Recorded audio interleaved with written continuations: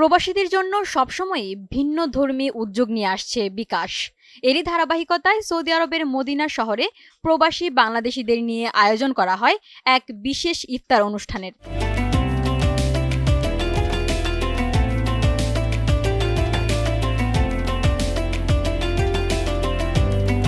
দেশের বাইরে নিরলস পরিশ্রম করে যাওয়া রেমিটেন্স যোদ্ধাদের প্রতি শ্রদ্ধা ও কৃতজ্ঞতা জানাতেই এই আয়োজন বিকাশের।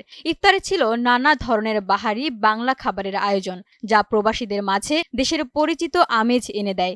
মায়ের সাথে ইফতার করার ফিল একটা পাইছি আজকে। 11তম রোজার মধ্যে আজকে আমি দেশের মতো ইফতার করলাম এখানে। ইফতারে অংশ নেওয়া প্রবাসী বাংলাদেশিরা বিকাশের এই উদ্যোগে সন্তোষ প্রকাশ করেন এবং সাধুবাদ জানান।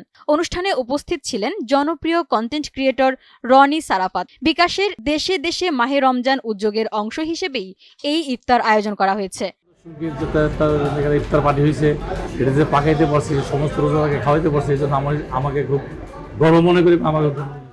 এছাড়াও এই রমজানে প্রবাসী পরিবারের খুশি কয়েক গুণ বাড়িয়ে দিতে বিকাশ দিচ্ছে 1 লাখ টাকা জেতার সুযোগ।